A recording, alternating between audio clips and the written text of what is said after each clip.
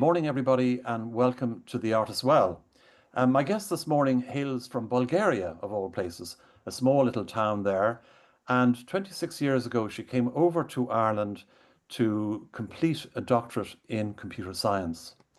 And she never left because she just loved the place. And she's a very interesting woman because the fact that she was a computer scientist or is a computer scientist, she ditched that after a few years of lecturing and so on in favor of becoming an artist.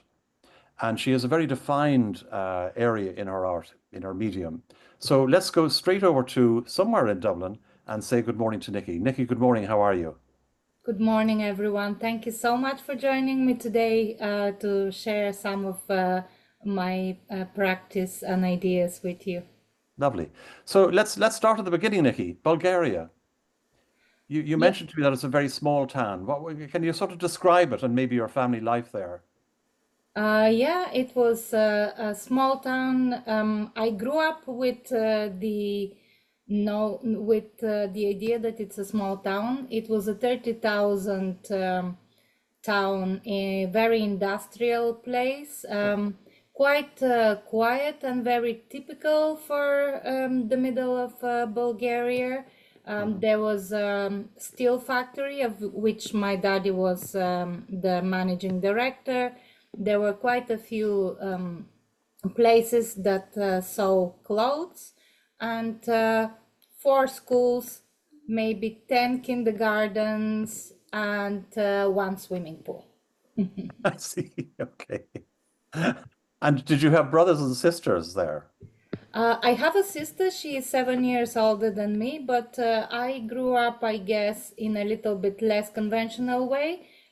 I was born with, from birth, I have nerve damage of my right hand, and I have done quite a bit of traveling as a result of that. And Mhm. I had a residential place that I lived from the age of two till the age of five. So Mhm. my sister and myself kind of grew up in different places. Yes. Okay. And this disability has it been something that has curtailed a lot of your life, your early life. I kind of was blind to my disability. That's how I was raised, Yeah. to just get on with things and not use excuses Mhm. to do the things that I need to do or someone else needed me to do for them. Yes. Um, Yes. and I feel that that was a privilege. Maybe it was partially because of the privilege of growing up in a small town where your dad is a big fish, that I was never treated as if I can't achieve anything. Hmm. I was part of the drama club, which was extremely successful. We Hmm. won national competitions Did and you? all. Yes. Yes. Um, so I it in later life I have used my disability to just even connect more with people and use it to solve problems in a much more chilled way. So where people would see problems, I would straight away jump into looking for solutions. Okay. I mean, I mentioned in one of my emails out to people that I would consider you a sort of a super collaborator, um, which of course is a wonderful thing because, you needed to be, I suppose, to a certain extent, but also it brought a force to your practice that maybe helped you express yourself a lot better than if you were just working solo. Yeah, I always preach that we should be able to ask for help and give help, and both are extremely empowering gestures. Yes. One being able to receive, and one being able to give help. Um, it's not just making you on the same plane with people, but also you kind of growing together. At this point, I just would like to say thank you to Izzy Naidenova, who is a friend of mine, part of my book club, which we call Margarita. Yeah. There is obviously no reason for that. Good. I'm It's glad you just a said that. coincidence. and she's joining us today. So Yeah. I'm just saying we always ask and invite people to be part of our journey, and it's enriching a lot and empowering us when that happens. And Um, we'll see evidence of that later on. yeah, yeah, and I think when I was 20, before I decided I wanted to be a scientist, I tried for the Bulgarian Academy of Drama, which is kind of the snootiest, most exclusivist place that you could find even in communist Bulgaria. And I tried for a couple of years to go into it, and to become a director. I've wanted to be a director since I was 11, and through being open and ready to learn, now at the age of 50, I've done a couple of directorial experiences through my work. Nikki, can we go back to Bulgaria? You know, at what point did you decide that you were interested in computer science that made you want to come to Ireland? And indeed, why Ireland to finish off that degree or to start the degree? Yeah. Well, when I was 11 in Bulgaria, the educational system is different to here. So at the age of 12, I think, you sit an exam and you can join a specialized school. And my parents told me, so it was my parents' fault that I have to do computers. Yeah. The school itself was very interesting and innovative idea. And I guess it's very good argument of why fascism never works or totalitarianism. Because the school was set up in a town called Pravets, which was the home village of the communist ruler. And since he became the communist ruler and was the communist ruler for 35 years, that village acquired an artificial lake, a 5-star hotel, a 4-star hotel, an jet pad, private residence for the communist ruler, and this very, very posh school that in order to join, you had to sit for an exam and you were fighting with 10 other people for one place. Wow. But in Bulgaria, there was always positive discrimination. So there were special places for women and special places for men. That's how the school was formed. But when you form something very innovative in which the lecturers from an university were teaching us physics and quantum physics and mechanics and all these really exciting things that I fell in love with, you have to have very talented teachers. And that's where my argument about fascism always failing comes, because all those talented teachers would be outspoken and have very clean ethos. So some of them obviously were residing in prison. In order to create a school like that, though, you do need them. You can't just do it with any regular yes sayers. You need So you daring. actually you got into this school, Nikki, did Yeah, you? yeah, Okay. I did.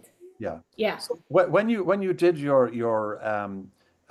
schooling there, at what point did you say, I think I'll go to Ireland? I didn't. I went to a conference when I was in university, and my supervisor from Ireland saw my work at the conference and invited me to come and do research here.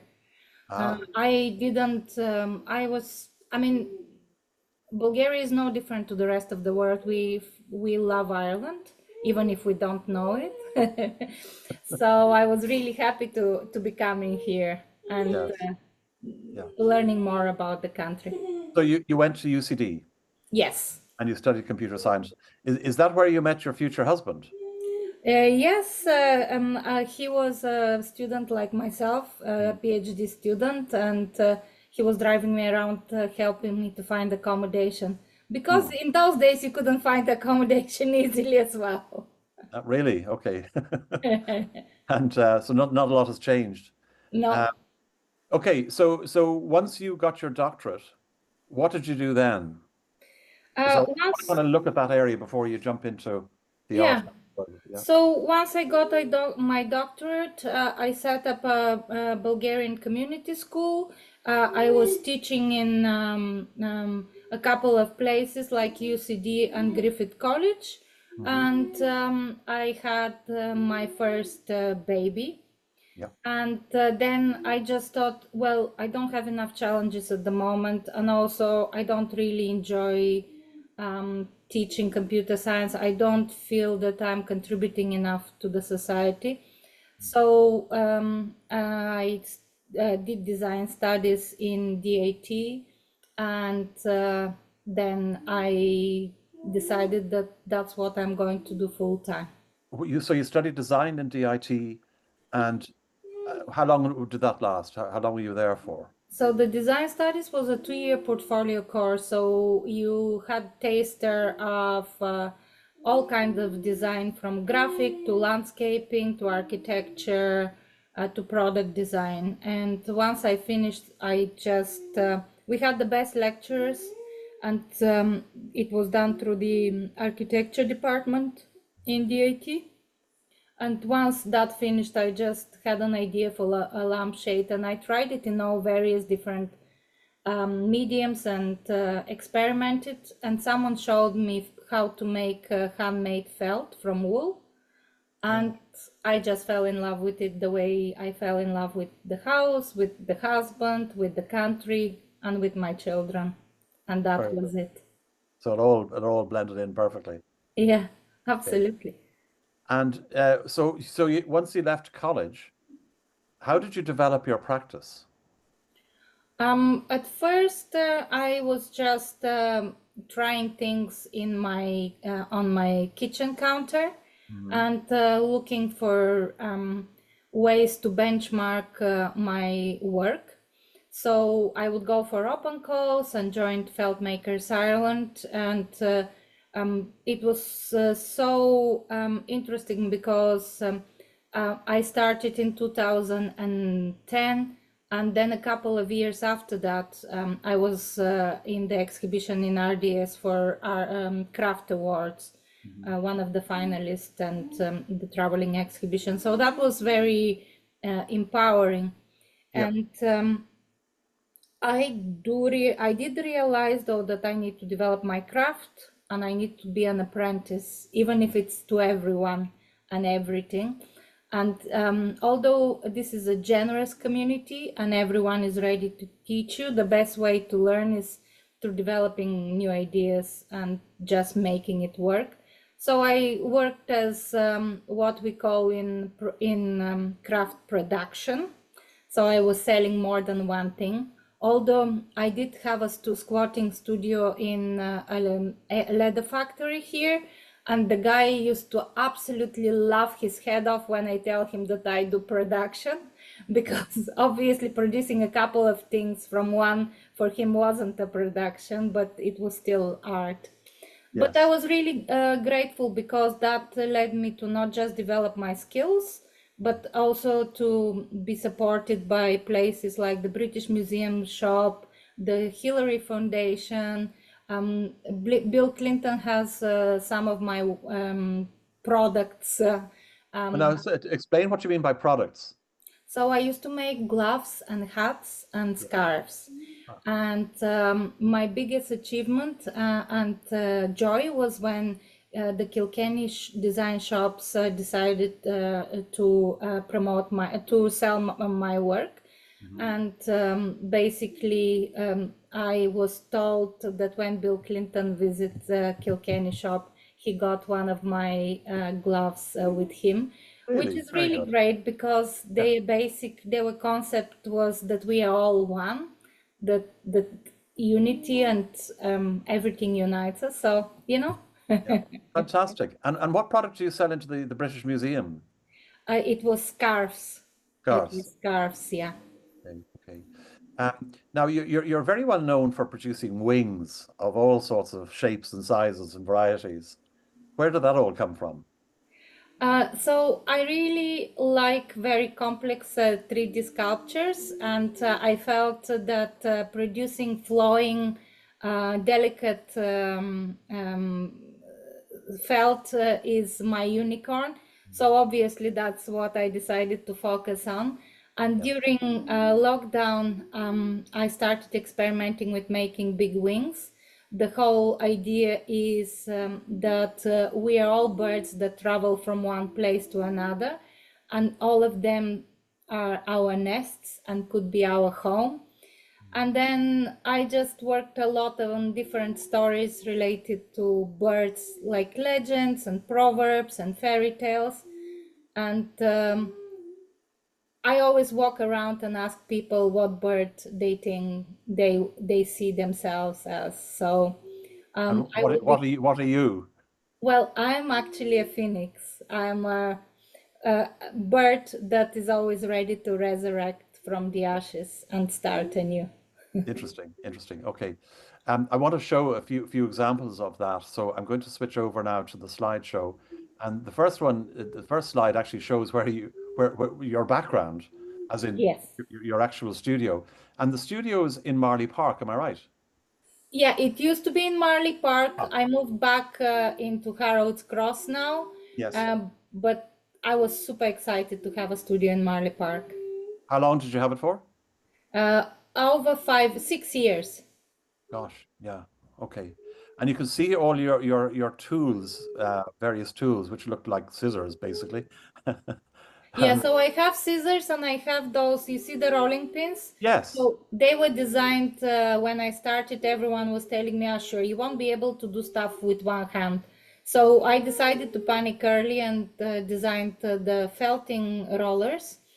And they are actually a really beautiful way of connecting with other artists that work in felt, because we always think that we're in competition, but we're not. We're just here to support each other and make each other better. So for me, selling those tools worldwide has been a very eye-opening experience. now, sorry, explain that. You're actually selling those. Yeah, I used to Cool. sell. I don't do much selling these days Yeah, because I have notions with my wings and my sure, commissions of and course. working with community. But yes, I used to sell those felting tools around the world. They have funny stories in themselves. I've designed them. They were made by a tool maker in Bulgaria. They would arrive here and I'll send them to everywhere around the world.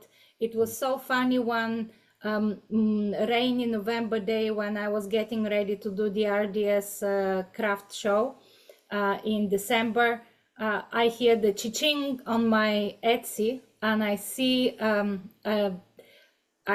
an address that says Miami in US for getting one of my tools. And you could Google to see where it goes, and it was this huge mansion.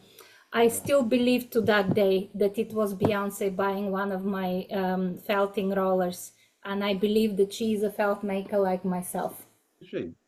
And just on a practical note, when you talk about your arm, can you actually move your arm up, or is it your hand that has the difficulty? So it's limited primarily in fine motor skills. Yeah. So this movements that we do to be able to pinch and grab are Yes. not possible for me. I can hold things Sure. and I can felt without a problem. I do use it with the rollers, so. Okay. All right. Now that's really interesting about that the tool that you developed and sold. That's great. Yeah, no, I really enjoyed it, and it was a selection of 6 tools. They had funny names as well because I was developing them in collaboration with a really big blogger, textile blogger based in Ireland called Nicola Brown. And they were called the big one, the modest one, the minimalist. So they had a life of their own. Very good. Right. We'll move on to this image here. So that is the children of Lear. Hmm. These 3 humans represent the transformation that happened to the children that are coming back to becoming humans. Hmm. And for me, when I talk about bird stories and bird legends, I'm trying to find the core problem that they're solving. And in this situation, I was thinking a lot about how something that transforms young boys into something that they're not humans anymore, is probably related to abuse and child abuse.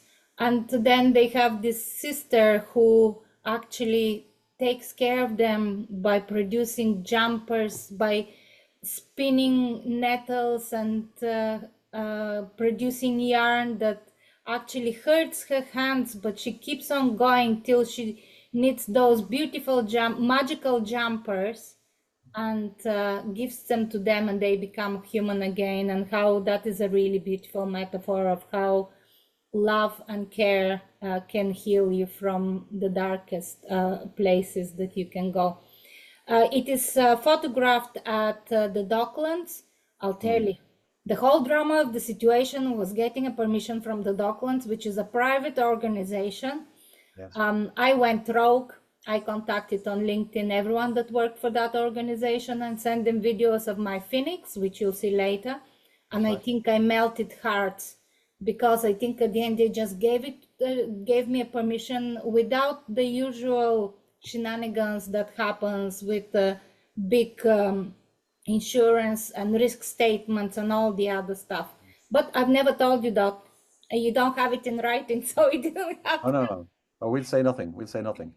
So this was obviously a performance, or so was it a performance, or was it literally taking a still of Yeah, so it was a performance at Culture Night. It started originally by me taking the photos with a photographer for my own records and through my own practice. But then I was invited in Culture Night to be one of the headliners for promotion. And it was a performance at the Docklands on Culture Night. Okay, all right. Now, the other thing that I was fascinated by, and it's sort of related to this, but I know it's a completely different story and a different folklore, is the next one I'm going to show you, which is in fact a video. It's about 4.5 minutes long, and it was commissioned by the OPW, which is the Office of Public Works, which is a state organization that looks after monuments and various other things. And they wanted something for Newgrange to celebrate the solstice. And I think this is 2024. Yeah. Yeah. So tell us a little bit about that. I'll move on to this slide, but I won't play it yet. Well, I mean, you are right. Irish people have a very strong connection with swans. And the reason for that is, I think, not just because they are beautiful and we see them everywhere, but they have been a symbol of how nature is united since the Middle Ages. And this story that you will see next performed is a very good example of that. It's the story of Angus and Care.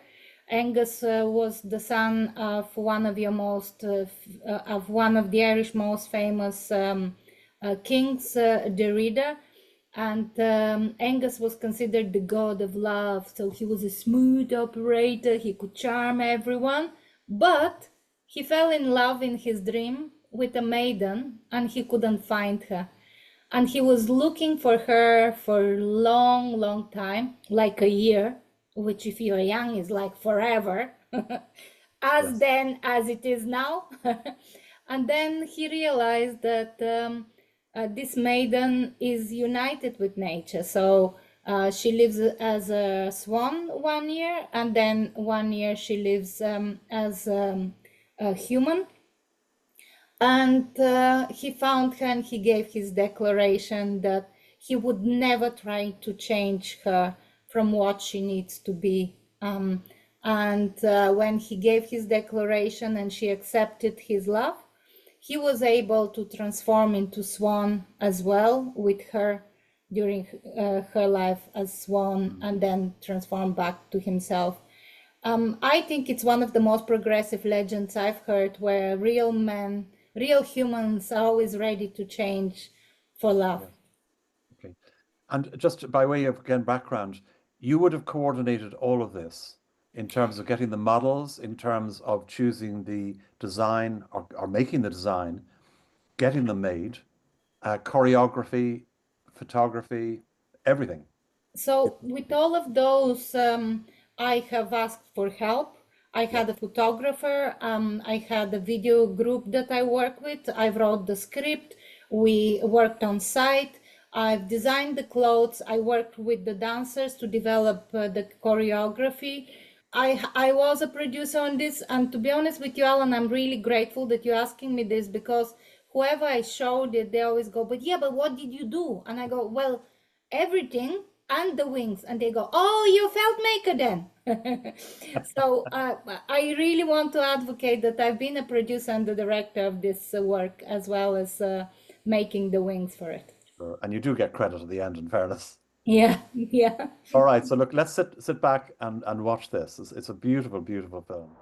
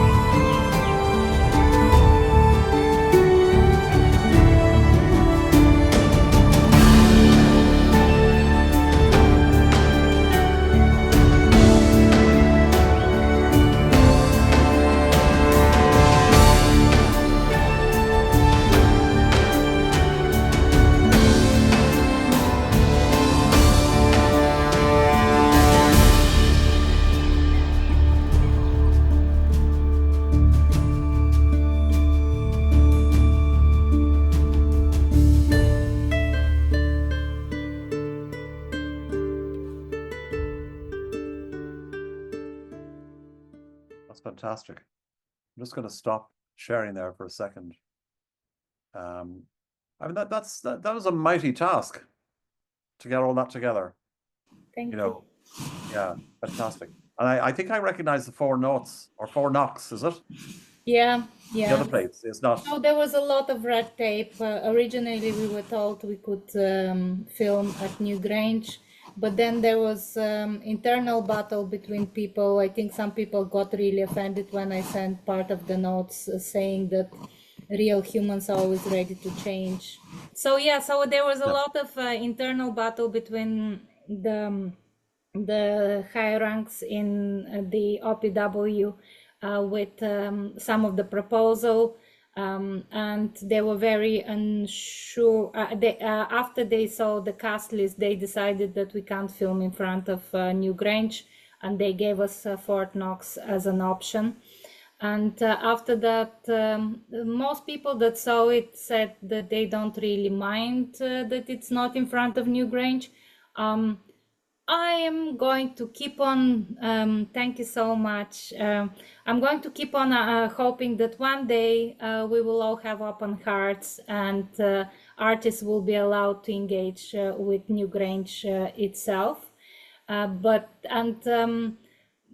even the way we overlaid it was just a good way of working. It was very dramatic. It was the coldest day of the year. It was 7th of December. Yeah. And the funniest story is that none of the artists who were freezing completely with just one layer outside got sick.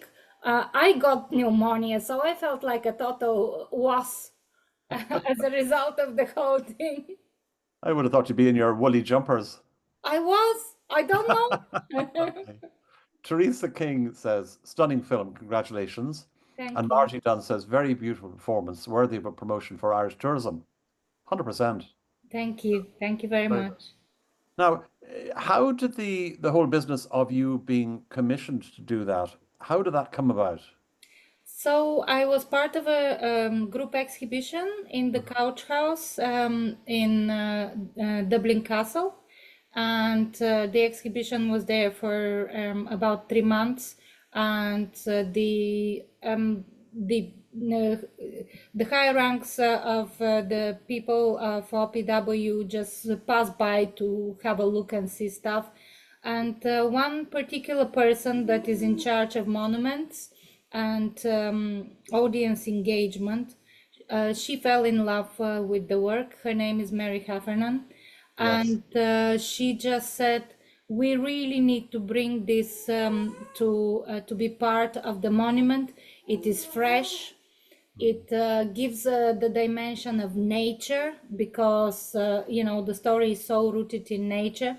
It gives the dimension of how through history this has been here, because the story about Angus is through Middle Ages, which is, this place has been lived and part of everything for so many years. Yes. But some people felt unsure of it being on the front. Okay. So it was a battle. We didn't win all aspects of it, but I know we will win the war of love. That's it. That's the main thing. Yes, I met Mary Heffernan, who's head of monuments. She's a wonderful woman and doing Such a great work there. generous spirit and Yeah. such a rich human, Yeah. full of joy. Absolutely. I have a boss here. You I'll do just have one of two, isn't that right? Yes, yeah. My special needs girl is here with me, Yeah. and the other one is hiking. So I just need to give her the iPad, otherwise we won't have a peace. Why don't you So do just that? Yeah, no 1 problem. minute. No One problem. minute. Yeah. That is actually dedicated to this boss over here. It's the stork. The stork comes in Bulgaria on the 1st of March, brings this white and red wool adornments that we put for long life and good health. Yes. And it was my way of paying homage to we all want good health for the people that we love. The child that you see in this is the same age as Coral, and she has come to Ireland at the age of 6. She says that she's Bulgarian and Irish, Yes. And as any person that has fallen in love with the country like myself, she started learning Irish dancing and is a professional Irish dancer. We photographed this at the Dublin Eye, which is the video link that opens up on Dublin on O'Connell Street, and at the time it was with New York. So she's photographed both in Dublin and in New York at the same time. So with two photographers, like a total superstar. Yes. It was my way of commenting and healing the problem of some people being a little bit rowdy around the Dublin Eye, and giving a good experience to be part of our culture. She started her journey from the Bulgarian embassy, bringing those small red and white tokens that you see to everyone in Ireland. And for one night only, she danced in the Bulgarian embassy on Culture Night, bringing her Irish dancing as part of her culture to Bulgaria. Beautiful. So you would have designed and made the actual uniform there. Yeah, so I've made the wings. In her case, the wings were one continuous piece around 6 meters long. And she had the Irish dancing dress herself, which is, as a lucky coincidence, is in the colors of the Bulgarian flag, which is white, red, and green.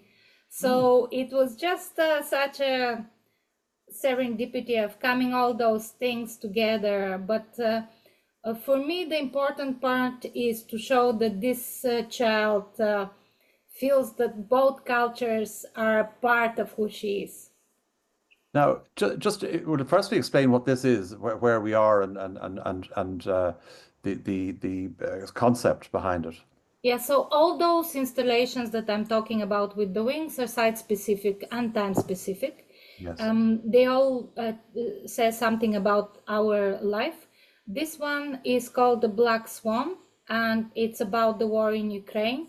The woman that you see being the swan is an Ukrainian artist refugee here, and she found refuge in a house near Risborough, which is what you see on the photos. Yep. And she is standing with her wings, fighting the darkness that is taking over the world. She is the Black Swan. A lot of people call Trump the Black Swan, but I do believe that the real change would come after. And this is the start of the journey, believe it or not.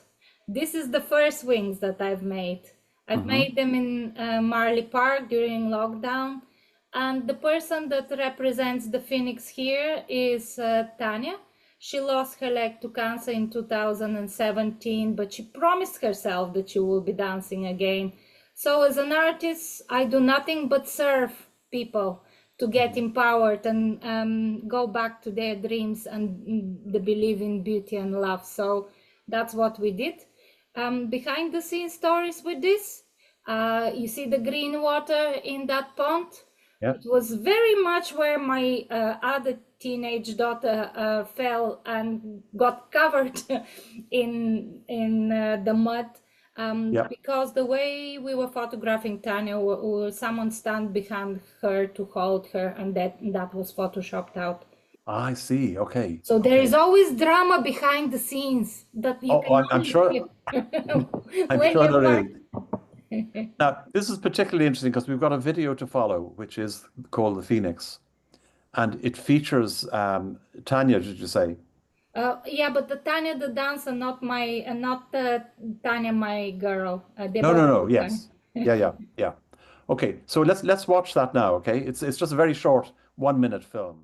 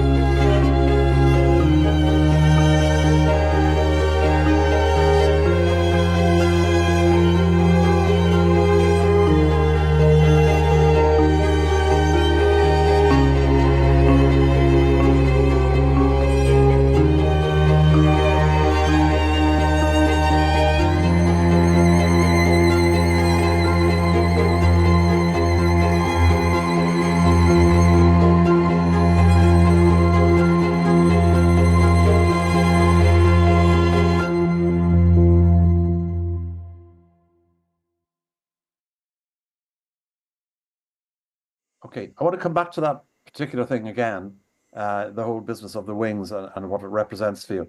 But let's just run through the rest of the images, okay, before we do that. This is obviously something to do with your millinery. This is Actually, basically where everything starts, how I'm looking through a place and looking to find the light and the joy to bring it back to all of us. This was an installation in Marley Park where I was asked by the gardener to do fairy houses for the fairies. mhm. So it was very enjoyable. It's another collaborative work, and I felt so privileged to be needed and to share my creativity with the children.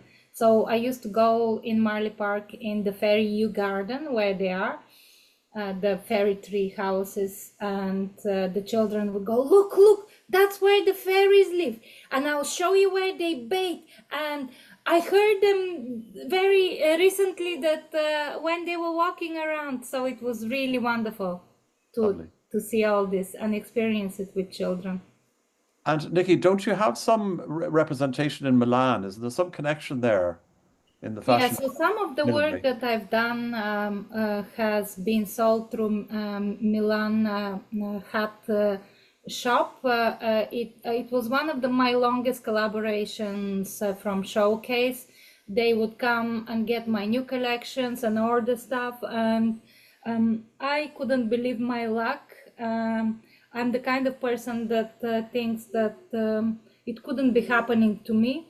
So when this guy in biker's outfit showed at Showcase and said, yeah, we will be buying 50 of those and we want them in September, I was like, this is going to be such a joke. And everyone said, careful for them not to stiff you. Don't send materials before you start, before they pay you. And I might be one of the few, but I can say they paid me at the beginning of August and they said, please do not send us anything before middle of September because we're on holidays. And I was, that's the clients you want. That's lovely. That's lovely. And did you get help in making all the product for Yeah, them? so some of the products, especially if I had a big order, I would get a couple of people to come to my studio and help me. And I think that was partially how I realized that I'm not made for a businesswoman, because if you're doing a business, you have to give up the making process to others, as nobody can create a relationship between your product as good as you would, because you've invented it and you created it.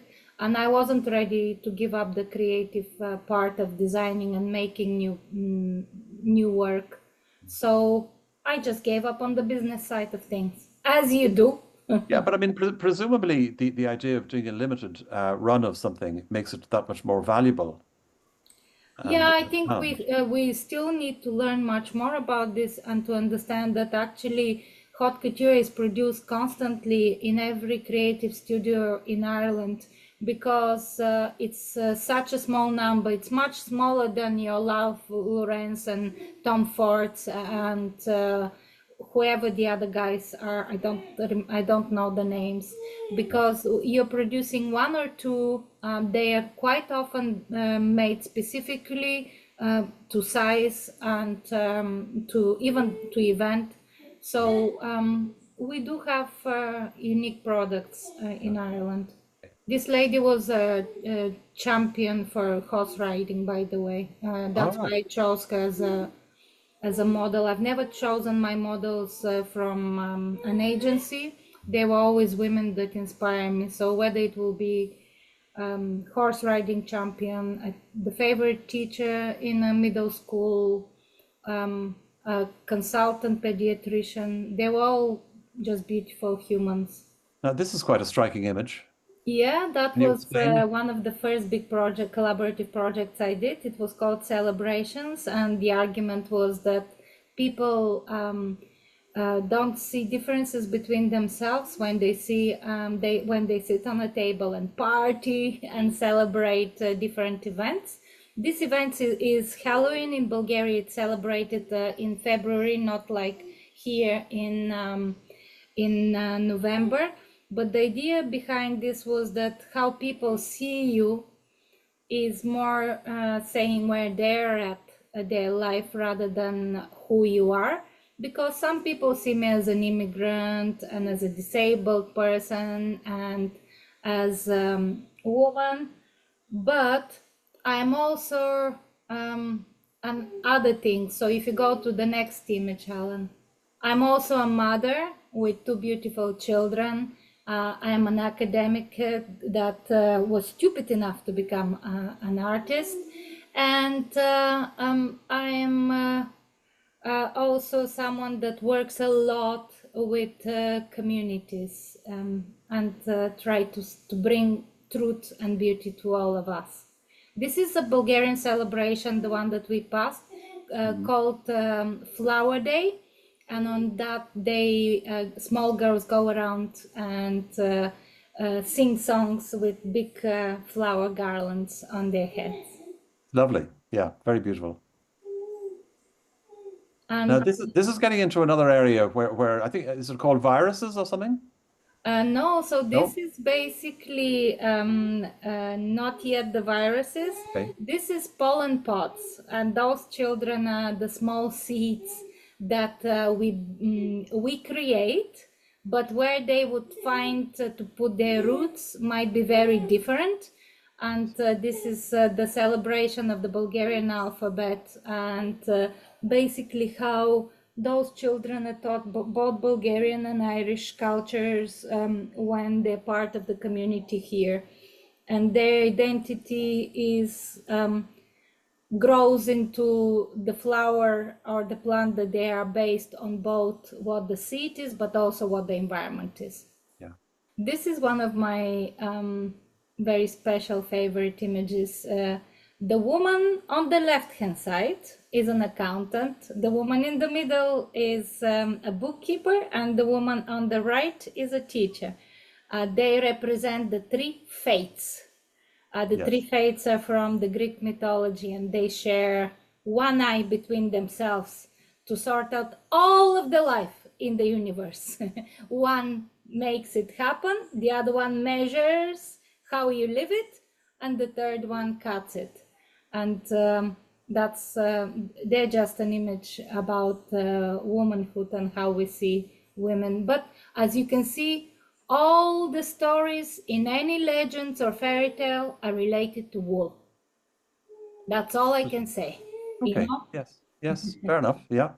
And we're going back to where my creative journey started. It started with the boss that has summoned me a few minutes ago. When my girl was 1.5 years old, she got a virus very similar to coronavirus, and that was in 2010. And as a result of it, she got diabetes. And it really made me think about the whole impact that viruses have on us, and thinking about how beautiful they are, and then thinking of my own arrogance of thinking that I'm bigger than nature, and then this small part of nature comes and reminds me where my place is. And then when the virus pandemic came and we had the lockdown, I've been trying to tell everyone viruses are neither good or bad. And what we need to understand is that the biggest damage that is caused on Earth is ourselves. So maybe we're the biggest predator that we should try to curtail. Those are three examples of viruses. One, the super yellow one, is just common cold. It's a very old virus and it's been around forever. The middle one is the herpes, and that has changed the narrative around gender fluidity in the 90s. And maybe it can give us hope that after the turmoil that we are tailing at the moment, we will become better, more open, and more full of love as well. The changes that we experience as a result of the current pandemic. And the one on the left? That's hepatitis B. That's related to cancer, basically, to Yes. Okay. women life. So this is the second last image we have.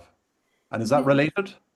It is basically part of the symbols of mobility. When the war started, I thought a lot about the absurdity of it. And in Bulgaria on Easter, we use colored eggs to have a fight.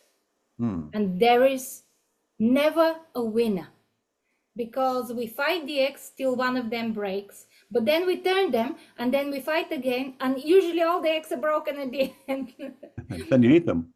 Yeah, and then we eat them, yeah. But this tradition has not been saved here. I used that project as a way of going around and asking people, do they remember the times when eggs were colored here, when you didn't have colored eggs? But very few did. And my favorite butcher, local butcher, said, I had a really crappy childhood anyway. So since then, I've started bringing eggs to him every year. Yes. And just reminding him that his wife has to win the fight with the colored eggs, because that's the way the world works. So it's another way of connecting to people. Those are children from the Bulgarian school fighting with each other in this egg fight. And the final image here, explain this. Yeah, so this is another, basically the whole idea was for children to be playing and children's games.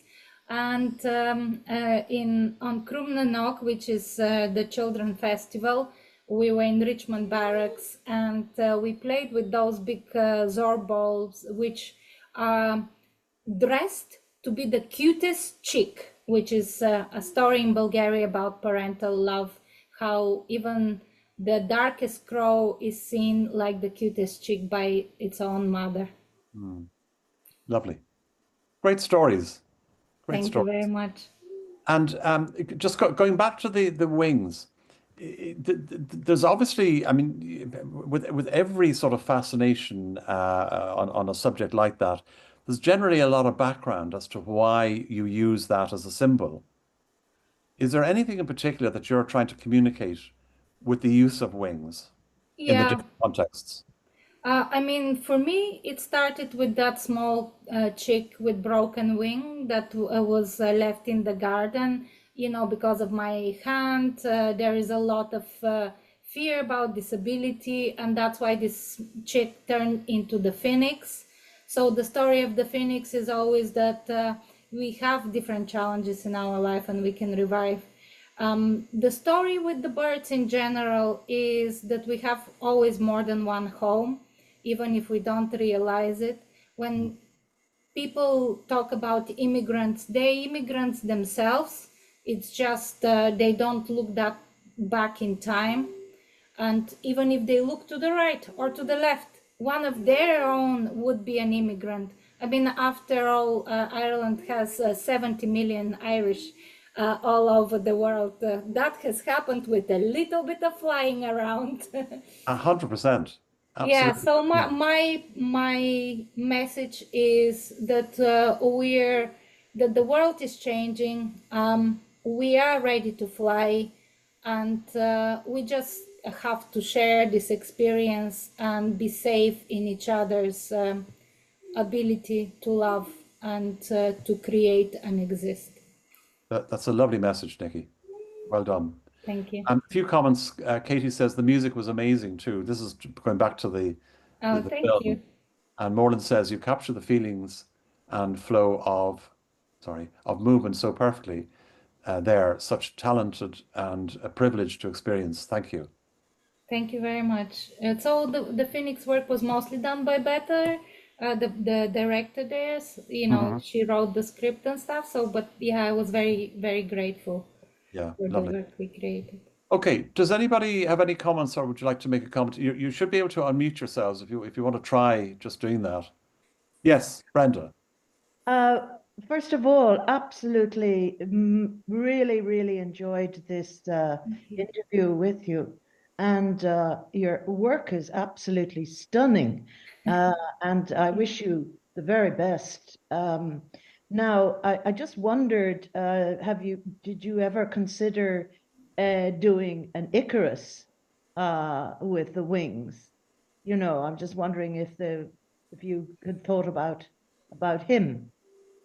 I haven't, but you know what? I do want to do something related to male identity changing, and I was going to use the seagulls, but I don't know whether they're positive enough and strong message. And I also like to work with extraordinary birds because I think, and now I think you've answered my question. The question that you're asking me is yes, I would do him. I found a way of actually reconciling my idea of what male change needs to be in a way that would be useful. Okay. Yeah, Very interesting. absolutely. Look forward to seeing it. Thank you very much. Me too. Because it all starts with drawings and, you know, this size, and then I make a small feather, and then it's like ordering materials, and then sometimes it doesn't work the first time. So I have course. wing samples in my studio. So And the wings that were used for the Newgrange project, was that silk? So it is a hand weave silk that I get delivered from Uzbekistan, from a guy that knows a guy, because you're not allowed to export from Uzbekistan. But I do believe that we are all symbols of mobility.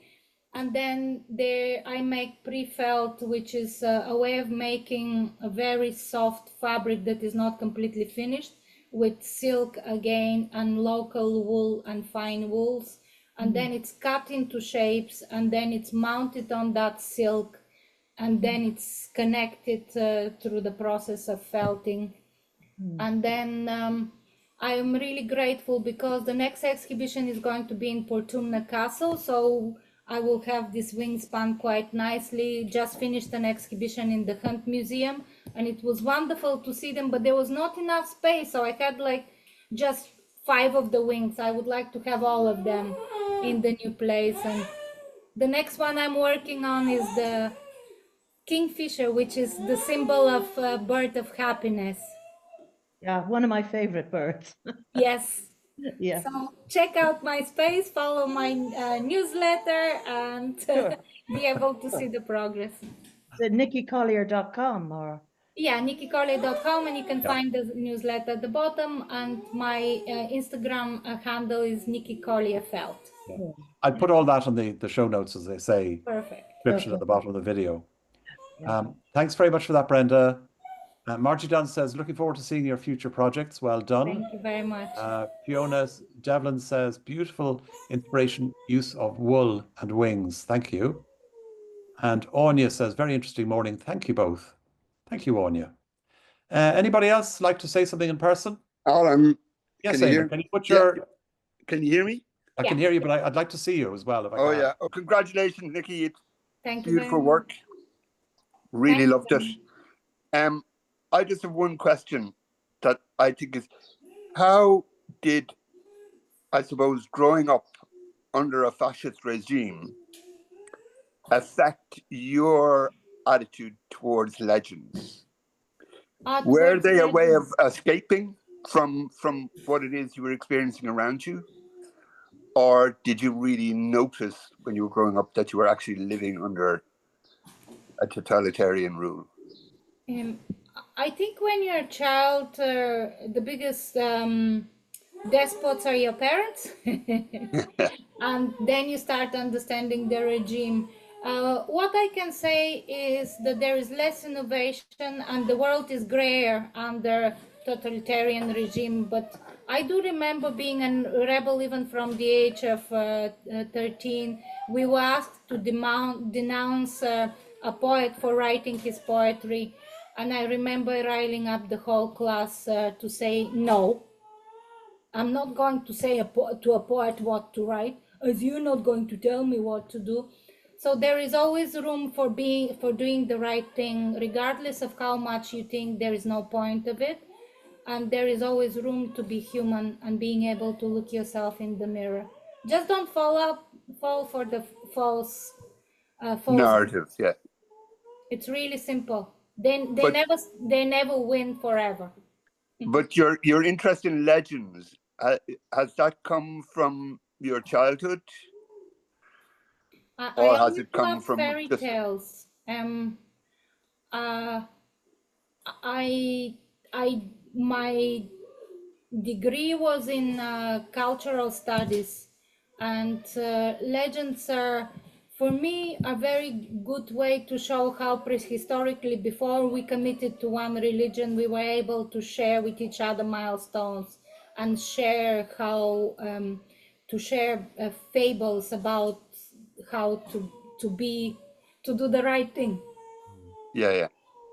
Great. Well done. Love the work. Thank you Cheers. very much. Congratulations. Thank you. Thanks so Cheers. much, Eamon.